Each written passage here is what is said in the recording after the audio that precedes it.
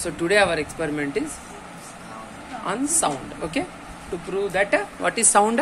Sound is a form of energy which passes through a medium. Sound have energy which travels from Medium. travels through medium. Okay, so for that what we did? We take glass. Yeah, we took a glass. And we kept a mobile. We kept a mobile in that. Rubber band. And we poured some sand. Okay, what we did, we took a glass, in that we kept one mobile.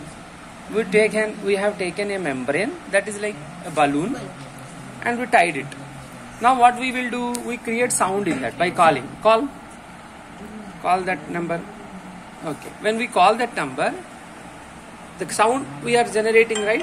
See, you can see this. Whenever sound is there, that sand particles are vibrating, dancing. Yes or no? Yes. So how much? See. So why they are dancing? Because of sound energy. Okay, na? See, nicely they are vibrating. Yes or no? Yes. So what it proves, sir? Sound has energy. That's it for today.